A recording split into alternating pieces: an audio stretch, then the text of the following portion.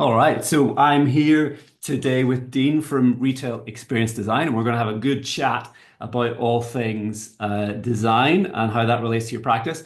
For me, first of all, one of the things I love about being an independent business owner is you kind of get to do so many things with your practice. So growing up, first thing I ever thought I wanted to be was a graphic designer. I liked art and I was into it and stuff. Obviously never ended up doing that. But one of the cool things about running your own independent practice is you get to get interested in design the same way I write a lot for my business with my marketing. I get to build a team. There's so many aspects of being an independent business owner that just allows you to dive deep into things outside purely optometry. So we're definitely in that sector today. So just to kick us off, Dean, can you just tell us a little bit about your quick background in your company and what you guys do? Yeah, sure. Um, Dean Waugh is who I am. Retail Experience Design is the company. Uh, Fundamentally, we're a design agency. So we get involved with lots and lots of different projects. The bulk of which are primarily involved with interior spaces, commercial spaces. So any business that's got an emittance of their brand that they've got physical space, they would ask us to help them craft the space to sort of to suit their brand or develop their brand. So that can be anything from an optician's right through to at the moment, for example, we're working with a chocolate retailer. So there's a real sort of scope of client base that we would work with. Yeah. And so just kind of broad question to start with, because I think sometimes optometrists miss this, what's the value of design from a customer point of view, a client patient point of view? What's the value? Why does this matter? Yeah. Yeah, well, obviously for me it's massive because it's my business. So it's always going to be a massive part for me whenever I'm talking to new clients about the importance of design. I think without design, all the grand plans, all the spend on the fit out, everything invested into it, can fall really flat on its face because design is the bit. It's like the interface between all the logic, all the strategy, all the insight that's been gathered on a specific project. The design bit is the bit that makes it work, So what's the look and feel of it? How can we make that space talk to a specific demographic? There's so many important parts within design that without considering design carefully, it can just a project could fall flat on its face. Yeah. And it is almost like a language, like a building or a room or a space or even a sign. It all speaks, it all says something, and it makes, like you said there, uh, how something looks and feels. Like that's, if I go into my customer head, like when I'm buying something, Mm, mm, pretty much what I care about mm, more than anything. How does this look and how does this make me feel? Like if you buy a car, most people are buying it on the look and the feel and the story and but it's not on the specifications for most people are kind of yeah, there's just a bit of logic mm. up there in the background. But what I'm excited about is the look and the feel. And I think Yeah. optometrists really need to, well, I think the smartest ones, they get that and they either get interested in themselves or they work with people like you guys to make sure they do a good job of it. Um, Yeah, absolutely. Yeah. I was going to just say, picked up on something that is kind of, well, obviously, I know you from working with you. I know you from, you came and spoke at our conference in Manchester. Um, but just from getting ready to do this today, looking at your website, one of the things you said is you help opticians think like retailers, which is kind of music to my ears. And that's kind of really a big part of what we're doing in Optical Success Academy as well. What can you just expand on that a little bit in terms of how what what does that mean? Um, Yeah. No problem. So I think for me or for us as a business, we've been involved with optical design now for independently as Dean Waugh working on various projects. I've worked with independents for maybe 15 to 20 years, but with Red Retail Experience Design, it's probably 12 years plus. And one of the key elements that we help our sort of clients with is trying to sort of go away from the old school optical practices where a lot of the revenue and a lot of the thought was into the clinical expertise aspect of the business. And I think over the 12-year span of retail experience design, there's been a massive shift in how profitable or how opticians can make their money, from obviously the clinical aspect of it, delving into the realms of retail. And when we first started working with opticians, 12 or plus years ago, a lot of the spaces that we were going into, or I was specifically were going into, very sterile white boxes, horrible steel rods on walls, monotonous rows and rows of frames, really sort of bad flow, no thought to customer flow or flow of a shopper experience. So what I mean by that is, you'd have waiting chairs in really dark corners of a practice, lighting levels really low, almost dull to the point where you could think that the optical spaces were not even open. The frames, which were the paramount point that we were trying to sell within these spaces, we're just lost in sea of product. There'd be sort of pilot high, as many frames as we can on a wall. So for me, it was brilliant to see this in space because I knew from the experience that we'd got as a business working outside of optics with jewelry, with fashion, we could apply the techniques that we'd learned in these sectors into the optical market. So all of a sudden, I'd be saying to clients, look, at the moment, you're focusing on your clinical excellence, which is fantastic. But then if you're trying to sell a really expensive pair of frames or a couple of pairs of frames, at the moment you've got them on this slat wall, and this slat wall's got some floating shelves, you've got some edging that's peeling off, and you're trying to sell these for like 300, 400, 500 quid. So it's not pairing up. So what we tried to do, or what I still try and do now, is educate people on the importance of the retail proposition.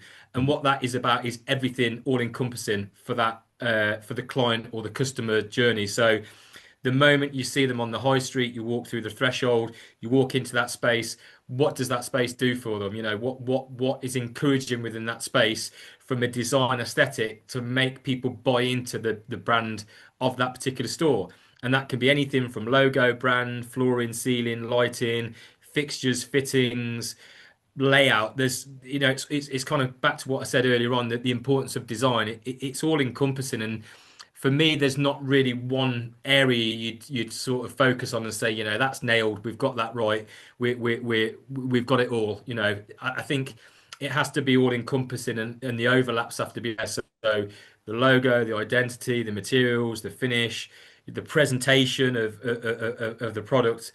There's a lot of facets involved in getting it right. Yeah. Probably a long-winded way of answering your question, but there is a lot involved in Yeah. that Yeah. process. I think I 100% agree.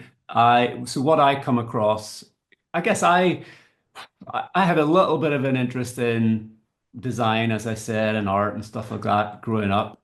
Um, so I guess that naturally gave me the curiosity and make sure we do a good job and how do I want my practice to look. But even so, before I opened my first practice, Tarek, who was my business partner at the time, we were traveling to London, going to Paris, Milan, Munich, just going to restaurants, shops, hotels, because we knew that this is kind of retail.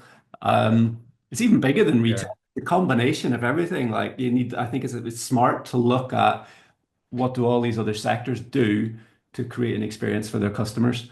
And I think the challenges that I see from everyone I speak with is optometrists think like optometrists. So they forget to stop and think like the customer. So even to the extent where multiple times I've like been helping and coaching owners of independent practices who are about to do a refurbishment. And I've said, well, send me your plans. Let's have a look. And they send it over and like these are the three test rooms. This is a kit that's going there. This is the desk with the reception where we do all the admin. This is the lab. And that, oh, that bit there. Yeah, that's the little optical bit. and it's so many times it's an afterthought, even just from a space point of view, or Yeah, yeah, we'll just throw some frames in there, and it's completely yeah, back to front from what the customers. yeah. But it's I used to talk about it's almost like a Frankenstein opticians. It's like this medical type business. It's also got a little bit of retail and it's got a little bit of clinical. There's a bit of admin. It's just and it's all kind of lobbed on together and it doesn't go Yeah. very well together unless you kind of design it. So yeah, you definitely preaching to the choir. Let me see. What would you say are kind of some of the mistakes that, in your opinion, that independent practice owners Mm. make around the way they present themselves in their shop and the way it looks? Anything that stands out? Even just Yeah, yeah. when you're walking around and you see a practice, they don't have to be somebody that's worked with you. Whatever direction you want to go with that. Yeah, yeah. I think over the years I've visited so many practices and seen so many different ways in which I think people are doing things wrong.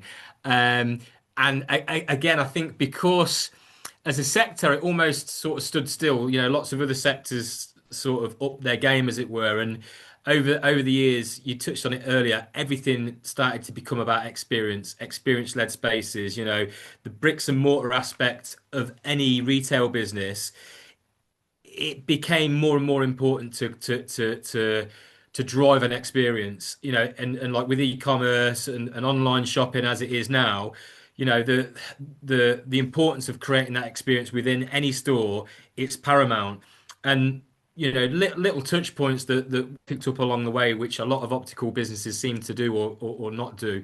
For argument's sake, there's one practice where I went into not so long ago, and their dispense area, which for me, I think the dispense experience, I'll call it, is one of the key points in a journey that is a really important piece of a customer journey because the client customer has come into your space, they're bought into you as a brand.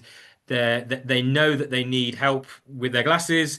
They've had their eye test, and they're a kind of captive audience at that point. And if you're taking that captive audience over to, I don't know, a dark corner or in front of a retail wall with all the frames on the wall, and then you're trying to have the conversation with that client customer about a pair of frames and trying to understand price points and maybe upsell, the last thing that experience needs is somebody from the shop floor in the retail space starting to look over their shoulder, look over your shoulder at frames. And this was a really common mistake that I'd seen throughout a lot of the spaces that I'd seen. And really, it was a case of saying, look, in order for that process to feel or that element of the journey to feel more streamlined, more tailored, let's look at the space and try and break the space into key bits. Let's look at where the customer comes in. Let's look at where the counter is. From the counter, where do we take the patient? Do we sit them in this nice area in the middle of the space where they can look at all these beautiful frames, look at this sort of rolling tech about all the services and all the brands that you've got in store? Or do we take them and plonk them in the window on these horrible, crappy chairs, let every potential customer walk by looking at the back of people's heads? Or, do we tailor that seated experience for, and it sounds a bit cliche, a seated experience, but it is because it's a part of the process journey. And the same with the dispensing. Like what we're trying to do a lot now with our dispensing is look at the value in which we can bring into dispensing. So, we've done work recently on revisiting projects that we've done, and we've seen a dramatic upturn in increased dispense value. And that is purely from the fact that we've dedicated time and efforts into looking at an area that almost becomes a breakout from the retail space. So another zone, you spoke earlier on about like admin desks, clinical spaces, retail, but within all that, there's now got to be a space that is catered for dispense. And that time and effort into us to create that zone, it's massively, massively important because all of a sudden we're taking people off the sort of the process of shopping and walking the space. They're now in this contained area, so we can work in our branding, comfortable materials, different finishes. I mean, we worked on a project not so long ago for Prince and Bates. And hopefully they won't mind me referencing them.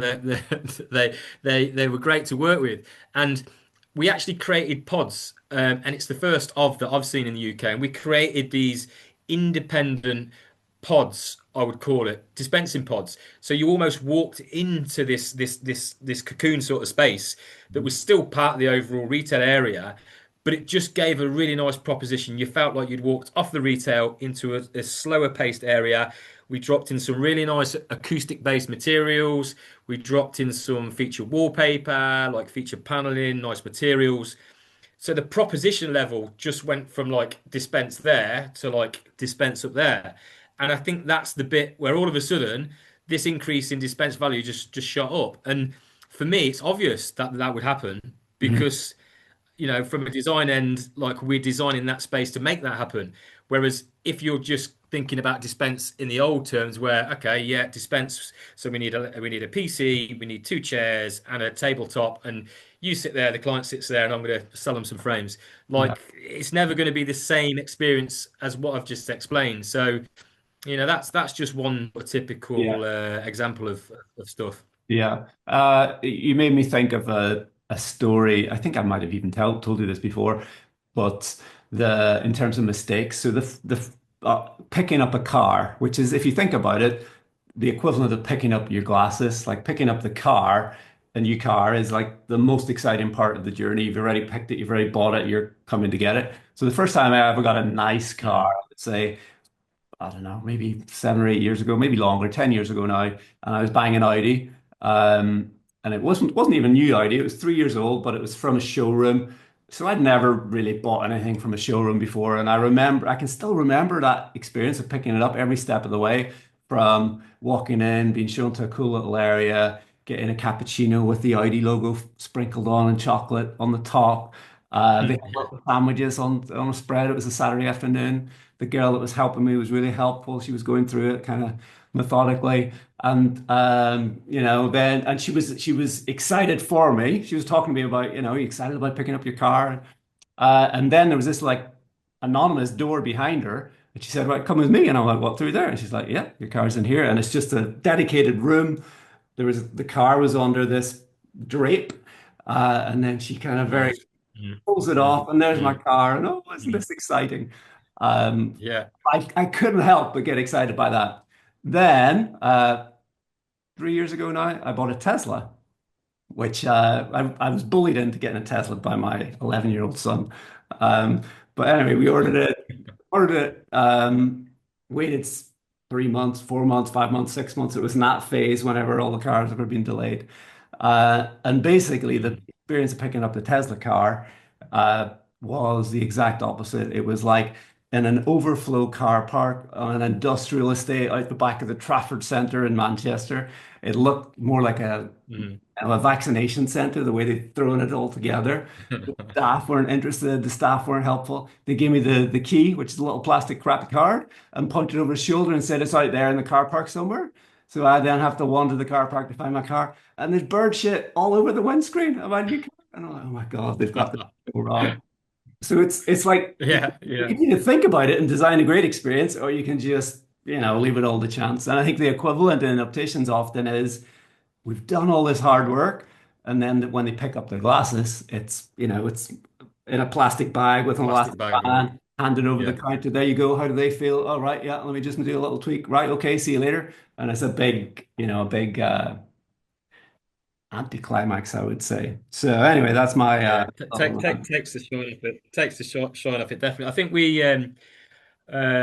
we worked with Michelle Beach at Pageant a good few years ago now, and we worked really hard on delivering the experience for the glasses collection. I mean, Michelle's got some fantastic ideas Yeah. anyway, and when we spoke through about make that area have real perceived value, we talked about different ways in which opticians do sort of do the handover, some in plastic bags, some in sort of boxes or whatever it would be.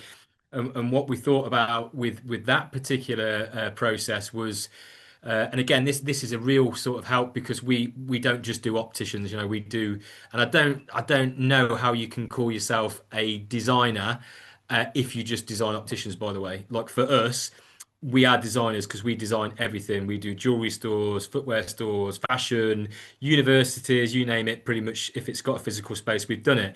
And I think what we discovered on a project that we worked with a jewelry house was the exchange point from a jewelry proposition is beautiful. And if you buy an expensive watch or earrings or whatever it would be, the exchange is really, it's a nice part of it. You get your jewelry all laid out on an encrusted top.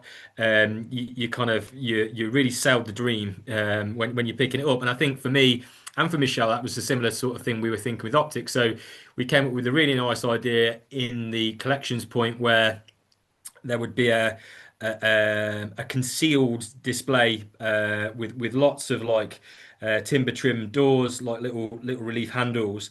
So when Mrs. Jones came in to pick her frames or wherever it would be, you would spin around. Everything would kind of be at a cockpit level. Michelle would open the drawer. From out of the drawer pops this beautifully encrusted faux fabric wrapped tray, and we're not talking like massive high end value to get that done. It's some faux faux suede lined on an MDF tray, and the frames are all the glasses are all laid out. And I think it's just a really nice way of kind of sealing the deal at that point. So you're not having the experience that you had. And I think if you can keep that energy and that logic through the start right through to the finish, that's the bit where you'll kind of walk away and remember it. And it kind of it forces that kind of positive experience, doesn't it? Yeah, yeah, and I think it's a good way like you're talking about different aspects of the journey here, and I think that's a good way to approach it is you need to look at your practice from what does this look like and feel like from somebody standing on the street that's deciding whether to even step over the threshold. Then what's it feel like to come in and be greeted? What's it feel like to wait to go through your eye exam? What's it feel like to come in and pick up your glasses? What's it feel like to choose? You kind of need those are all separate components that need thought about and designed.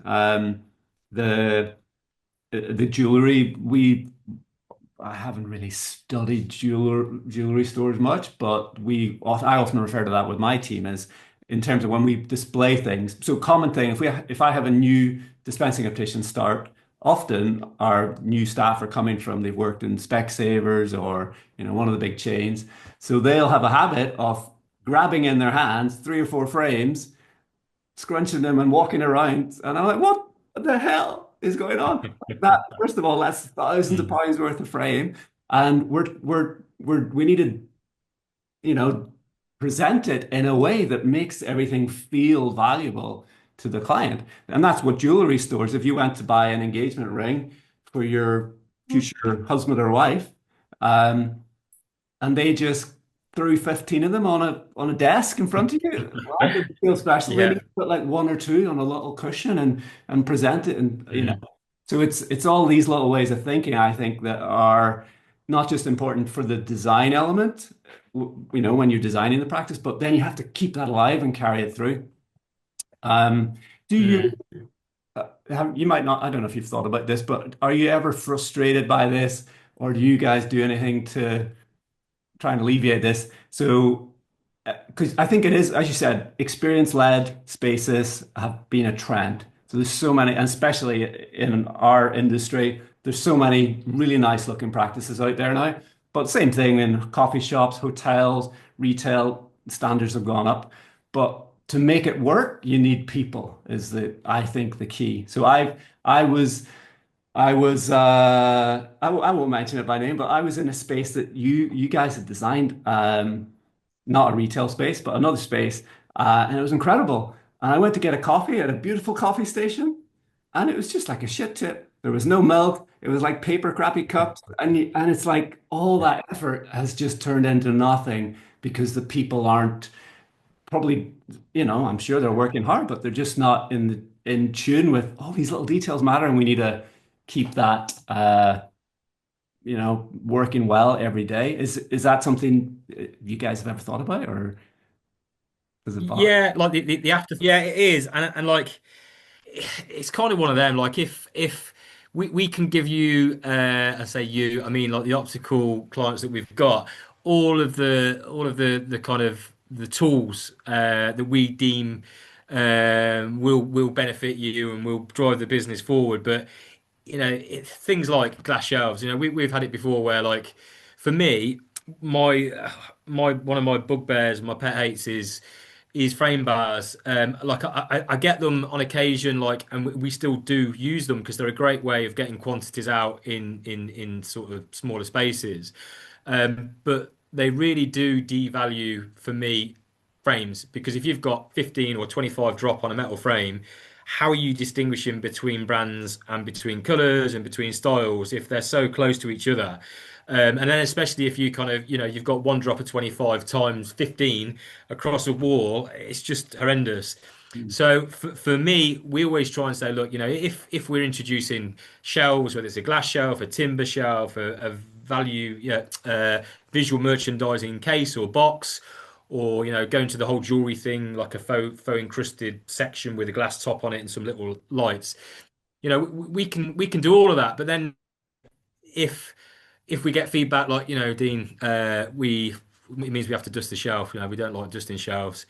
Um, like unfortunately, that's just like I said at the start. It's one of them. Like unfortunately, there's not an invention that I can give you to go with your glass shelf that's going to clean it for you. It's kind of like if you want it to be pristine and look good and be at the level that you need to sell from, there's a little bit of maintenance that is involved. And equally from a service point of view, coffee areas, if they're not kept at the point they need to be with the cups, in an area like we can help. Yeah, definitely. Like if we're designing like a survey area or a coffee unit or a breakout, well, in whatever space it is, we can designate certain spaces, a cutout for a bin, for example, or an area for your cups and other bits and condiments. But ultimately, yeah, there's a required level of management for any space that we would put in.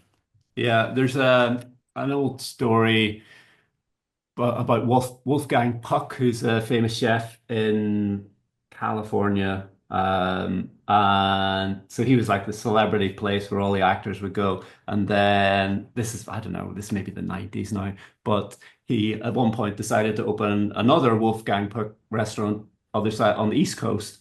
Went along, got it ready, designed it, went for the opening day, grand opening, and it was all going gangbusters and got a good write up. And then, a month goes by and they're starting to get bad reviews and all this kind of stuff. So he flies back across to see what the hell's going on. And it was just lots of little things like they just let the standards slip. They weren't getting flyers fresh every day.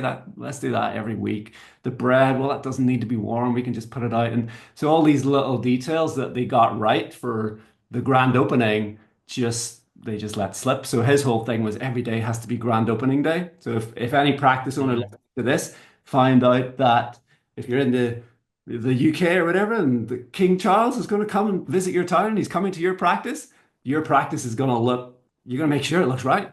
And that's the thing is you need to have that mindset every single day. We need to make sure we're presenting ourselves in the best possible light every way. So a lot of that is, I think that's just the reality is you can create the practice, but then you have to use it and you have to, if you and your team have to think correctly, you have to train yourselves, you have to, just implement the right behaviors to get the most out of it on a daily basis. Yeah, yeah, yeah. And I think like to sit with that, in terms of getting that space to the level it needs to be. Um, that there's so many things that can be done to a space to make it feel like an interesting proposition. I think that's quite a key bit, in terms of how does a customer, walk that shop? How would the king walk around the shop? And Yeah. what would make it interesting and exciting for him? And I keep going on about, rods and drops and everything else. For a proposition to be like exciting, a good experience. You want to vary your levels of display, and this is why we'd start to look at various types of display mechanisms. So the retail, the drops are in the nice areas where you expect them. You're going to navigate the shop, in the manner in which you would want your customer to kind of to walk through it. So I think all really sort of important bits Yeah. within a journey, really. Yeah. So a couple of things that I picked up on from kind of what you're saying, uh, which align again with my philosophy. One is, so you're saying you can't just design opticians and really call yourself a designer the same way I'm saying you can't think like an optometrist. And the reason for that, I think, is our customers they don't just go to opticians, they go on holidays, they go to Mm. nice hotels, particularly if you're trying to attract more affluent clients that want to spend money on glasses.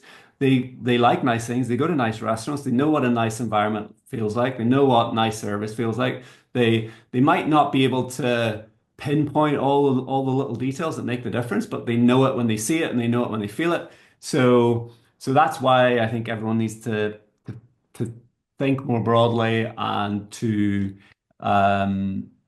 get inspiration from a broader range of places and I think that's how you can be different rather that you don't want to look like just another practice, another opticians. You want to be different and create an experience, Yeah. like you said, with the pods and all the different elements, the five senses that are coming into that. So, Mm.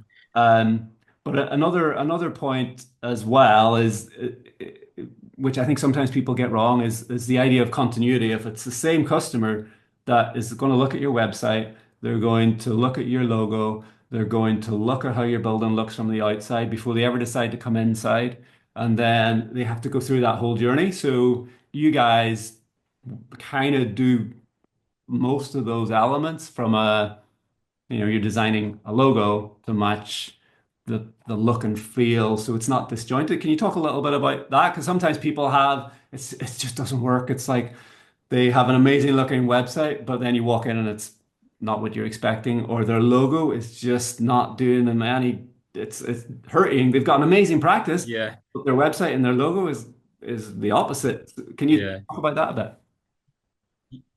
Yeah, of course. So it's just brand consistency, isn't it? Really, that we'd cap it off as, and brand consistency is just making all of your touch points within your business or to do with your business have a visual link. So, from your website to your logo, from your logo to your interior space. I mean, a lot of the clients that we work with in the optical sector.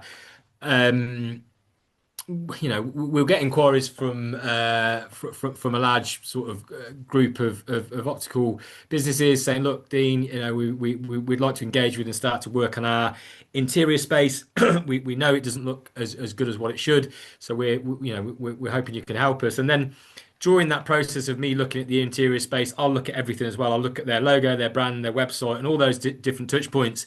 And then when I've built up enough courage and I'm feeling brave enough, I'll sort of tell them that as well as just looking at the interior space, I just feel like it'd be a bit of a waste of time just to do that, because what it's going to do is make that aspect of their business really polished, fine-tuned, and it's going to leave the logo behind because the logo was created in, I don't know, 1990 by their mate who was a graphic designer for a year. And I think it's important to look at everything, all the different facets of the business, and make sure they're all adjoined, because it is like you said, someone will browse online, look at the website. If the website's easy to navigate, it's captivating and kind of easy to go Yeah. through. The next step might be to walk through that proposition on the high street, and then if the shop front and the fascia is in a bad state of repair, or the light isn't working, or the lettering isn't illuminated, all of those little bits that they'll conjure up an impression for that business. So yeah, it's important to get everything to link together. Yeah, and so just for clarity, and correct me if I'm wrong, so you don't really do anything with websites, but you do with a lot of your clients, you're helping with the logo design, the visual branding, all the elements where Yeah, that would go yeah, through to designing the space. Is that right? yeah, absolutely. Because I think with the process that we go through when we're looking at a new space, a physical space, we go through a lot of insight and strategy work with the client. So, like earlier on, you were talking about how you and Tarek went and looked at, different restaurants, different spaces, and how you could kind of build up this visual image of what you thought your space should look like or could look like. We take that burden, if you like, or pleasure, depending on how you look at it, away from our clients, and we do that for them. So we'll ask them the probing questions about the demographic, about the brand that they are, the brand that they'd like to be, the types of cars that their customers might drive, the schools that their kids go to. So we can build that visual picture just from note form. So we'll just ask our clients, we might release a design criteria document and say, hey, could you just infill this in because it will give us a snapshot of you and where you're at. Then we take all of that written dialogue and then we just start to do the nice bit, which is like the image-led content. So say, look, this is how we see your customer being here, and this is kind of the shops that they would go into and the spaces that they would visit. So as and when we go through that process, it's quite easy for us as we're crafting that interior space to suit that insight to then look at the assets that are associated with the brand and the logo and kind of convert that at the same time, which is why, a lot of the times when we're looking at projects, we would do both in tandem. I think for us, it's important to try and do both where we can. Just again, giving graphic designers a bit of a hard time here. I know you said you were into graphic design when you were a bit younger, but I think graphic design as an industry is brilliant, and I think within the right realms, graphic designers are perfectly aligned to do what they need to do. But I think when it comes to physical spaces and how that physical embodiment of their logo and brand will work on their shop, designers, interior designers like myself, or like retail experience design businesses like that, really, really well placed to understand. Okay, this is our logo. It works great on paper, looks great on a business card. But then if we take that black and white logo from that card and put it on a fascia shop front, how's it going to work? Is it, does it look like solicitors? Does it look too corporate? What are the messages that we're trying to get from? How's our logo works great in this crest emblem on a piece of paper, but then if we're putting it on a fascia, we can only really do it in fret cut vinyl. So then it's lost its tone of voice and its clarity because it's then become a cheap version of that.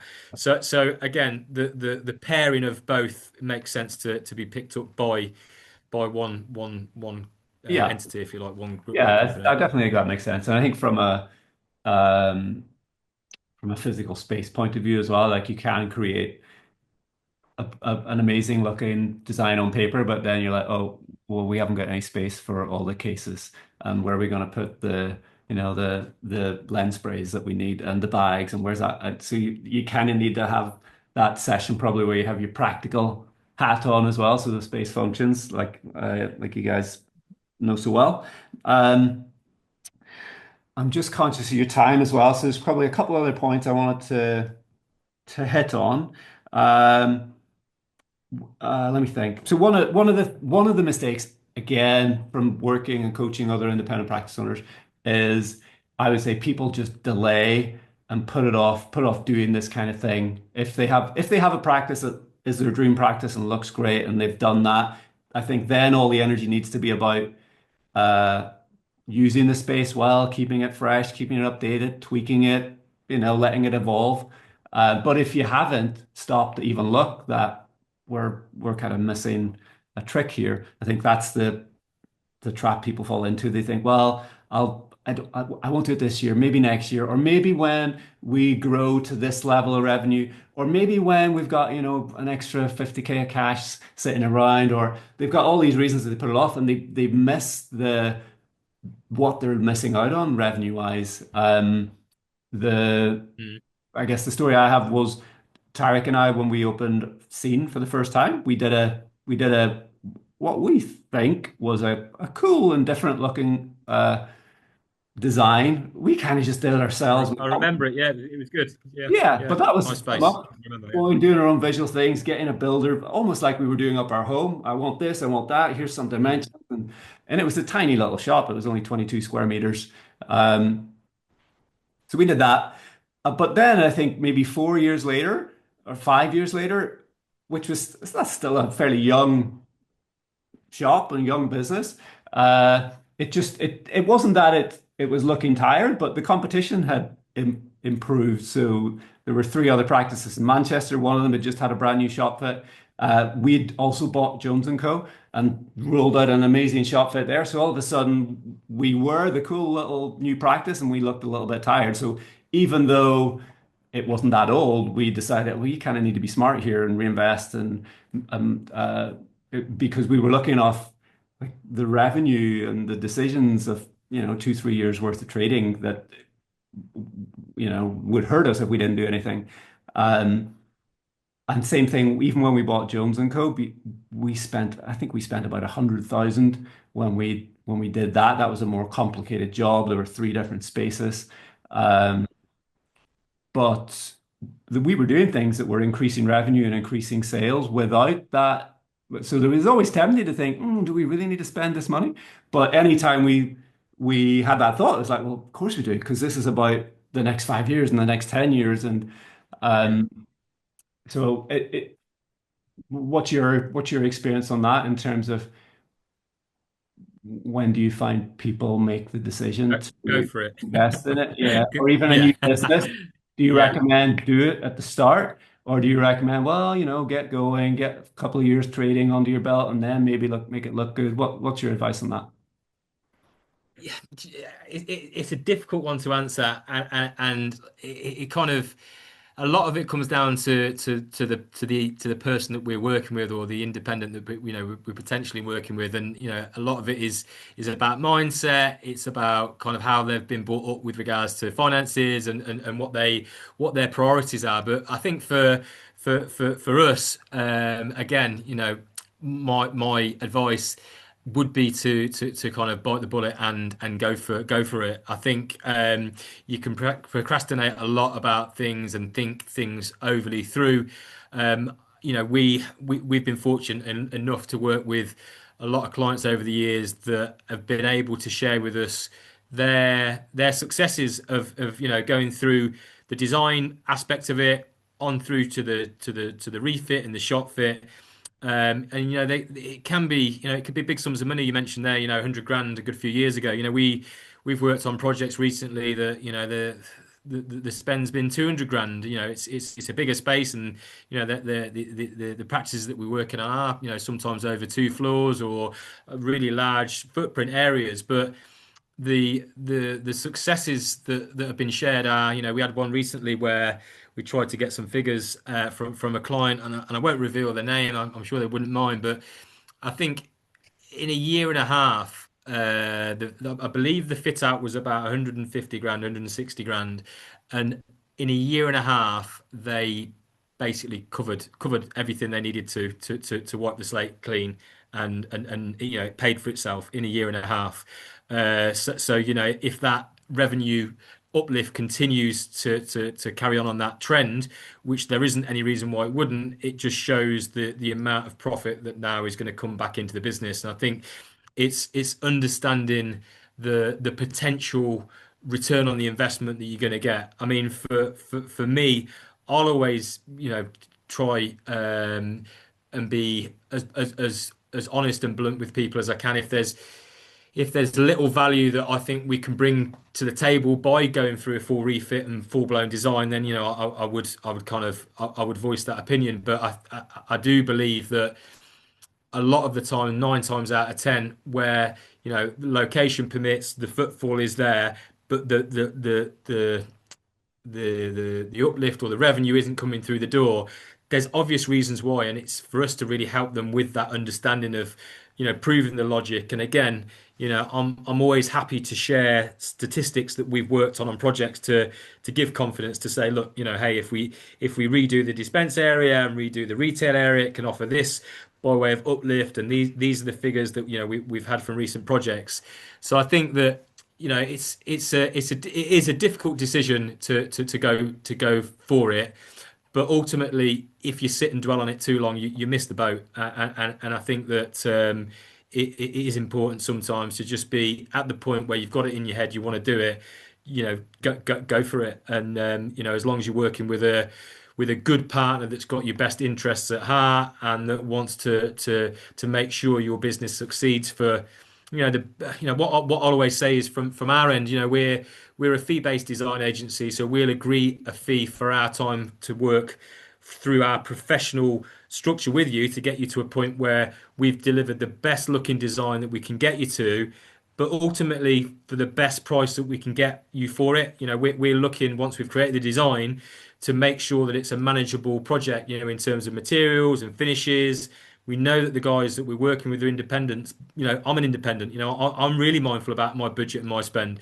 I've got a really strong eye on that at the time that we need to, and we can offer the advice and help, to go through that process.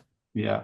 Yeah, I think for me, the most successful people I see, not just in our industry, but in general, they commit to things. So my advice would be, you have to, if you have to, it's the ones that commit. When you see we have to do this and do it, that's the way to go. Obviously, you have to be financially sensible and have a plan and projections and all of that.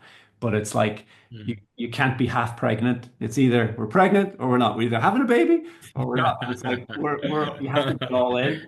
And I think it's the same thing with Mm. marketing as well. Like the car analogy is a good one from people have they create this great practice, which is the essential of we have this amazing car. It's got an engine. It's got a beautiful interior. It's got, everything. But I don't want to spend any money on petrol. Like I've already spent the money on the car. And it's like, well, to make the thing go, you need to put money on, spend money on petrol. It's the same thing, I think, with the shop fit or the interior design. We've got an amazing engine and we've got the seats, but I don't really want to get a body for the car. Like it doesn't really matter. And it's like you just have to commit in those areas as well as. So I think the things that are important, like you said, are projections, but also understanding your revenue should go up and you can, sales training. We can do sales training to improve performance and like the reason we're doing this is to create a great experience for the clients, but also to make the business grow because we're creating this place where people are happy to spend money. Um, so yeah, it's you kind of need to consider all those elements as a whole. And a lot of the time, if you just do a part of it, you don't get the results. So great. So again, appreciate your time, Dean, and thanks for taking the time to come on and talk about this. And hopefully that's inspired some people to look at their practice through fresh eyes and um, make sure that they're taking advantage of the opportunities they have to improve their business. Uh, I know obviously you're based in the UK. You mentioned before we spoke that you, off the back, come to the conference. You've worked with one of our members in Savannah and Georgia as well, and from working remotely from a design point of view. But if anyone's interested in finding out more or getting some help from you guys, what's the best way for them to get in touch or find out more about you? Yeah, amazing. So yeah, thanks ever so much for having us on, Connor. And yeah, if people wanted to reach out to us, we're across most of the social channels. Our website, which is www.retailexperiencedesign.co.uk. There's phone numbers and links to come through to us on that. That's probably the best way of getting in touch and having a chat. Cool. And they can see examples of your work and stuff like that on the website as well. Yeah, we've got all of our examples. So as we said at the start, we don't just do optics, we do pretty much everything that's got a physical space with it. So there's lots of nice examples of optical businesses that we've done, but for inspiration on other areas, we've got a lot of different varied sectors that we cover all on our website. So it should prove nice inspiration as much as anything. And yeah, I mean, if anyone does have any projects or anything they'd like to talk through, even if it's just like early seeds of a project where you've looked at a space and considered doing something, but just really aren't sure. Like I'm always like dead happy to talk to anyone about a project or helping with a project. It's not always about the big win for me. Like I'm happy to talk really early doors and give advice. I'm probably guilty of talking too much sometimes, as you've probably heard on this podcast, and I do go on a little bit. So I probably give more away than I should. But look, I'm happy to have those conversations with people. Cool. Well, I appreciate your enthusiasm and your passion. So thank you very much for sharing, Dean. Good to see you. Thanks a lot. Yeah. Yeah, you're welcome. Cheers, Connor. Bye bye.